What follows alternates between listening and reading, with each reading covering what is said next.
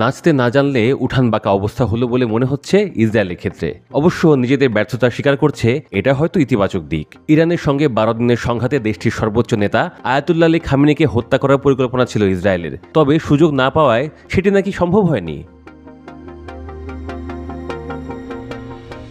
Israeli television channel 13কে দেয়া এক সাক্ষাৎকারে ইসরায়েলের প্রতিরক্ষামন্ত্রী ইসরায়েল কাৎজ জানান, ইরানের সঙ্গে 12 দিনের সংঘাতের সময় দেশটির সর্বোচ্চ নেতা আয়াতুল্লাহ আলী খামেনিকে হত্যার পরিকল্পনা ছিল ইসরায়েলের, তবে সেই সুযোগ তারা পাননি। বৃহস্পতিবার সন্ধ্যার প্রচারিত ওই সাক্ষাৎকারে কাৎজ আরও বলেন, আমরা খামেনিকে নির্মূল করতে চেয়েছিলাম। যদি আমরা তাকে দেখতে পেতাম তাহলে আমরা তাকে শেষ করে দিতাম।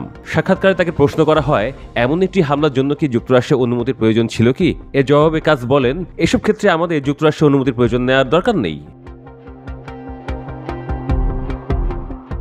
এছাড়া কান এবং চ্যানেল 12-এর সঙ্গে সাক্ষাৎকারে ইসরায়েলের প্রতিরক্ষা মন্ত্রী কাৎজ একই রকম মন্তব্য করেন। তিনি বলেন যে ইসরায়েলের নীতি ছিল ইরানের আকাশসীমা নিয়ন্ত্রণ নেওয়া এবং প্রয়োজনে বিমান হামলার মাধ্যমে নিশ্চিত করা যে দেশটি পারমাণবিক বা দূরপাল্লা ক্ষেপণাস্ত্র কর্মসূচি পুনরায় শুরু করবে না। সাক্ষাৎকারে কাৎজ বলেন, ইরানি নেতাকে হত্যার জন্য পরিকল্পনা করা হয়েছিল, কিন্তু বাংকারে লুকিয়ে থাকায় ইসরায়েল তাকে খুঁজে পায়নি। খামেনিও এটা বুঝতে পেরেছিলেন বলে মন্তব্য করেন কাৎজ। কাৎজের মতে খামেনি খুব গভীরে লুকিয়েছিলেন, এমনকি কমান্ডারদের সঙ্গে যোগাযোগ বিচ্ছিন্ন করেছিলেন, ফলে শেষ পর্যন্ত তাকে হত্যা করা যায়নি। তবে খামেনি তার জেনারেলদের সঙ্গে যোগাযোগ বিচ্ছিন্ন করেছিলেন বলে কাৎজ যে দাবি করেছেন তার পক্ষে কোনো প্রমাণ দিতে পারেননি তিনি। যুদ্ধ চলাকালে খামেনি ভিডিও বার্তা প্রকাশ করেছেন।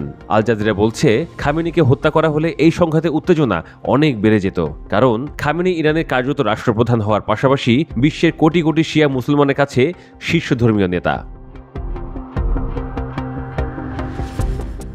দুই দেশের সংঘাতের সময় 17 জুন মার্কিন প্রেসিডেন্ট ডোনাল্ড ট্রাম্পও খামেনিকে হত্যার ইঙ্গিত দিয়েছিলেন। সোশ্যাল মিডিয়ায় পোস্টে ট্রাম্প বলেছিলেন যে যুক্তরাষ্ট্র ভালোভাবে জানে ইরানের তথাকথিত সর্বোচ্চ নেতা কোথায় লুকিয়ে আছেন। খামেনি একটি সহজ লক্ষ্য, তবে আপাতত নিরাপদে রয়েছেন।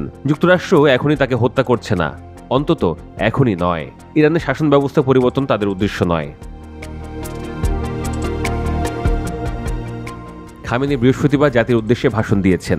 ভাষণে তিনি বলেন, ভুয়া ইহুদিবাদী সরকারকে আমরা যুদ্ধে পরাজিত করেছি। এছাড়া তিনি যুক্তরাষ্ট্রের দিকেও ইঙ্গিত করে বলেন, ইরান তাদের মুখে থাপ্পড় মেরেছে। ধারণা করা হচ্ছে যুদ্ধ শুরু হওয়ার পর খামেনি নিরাপদ আশ্রয়ে চলে গিয়েছিলেন এবং এই বক্তব্যটাও তিনি সেখান থেকেই দিয়েছেন।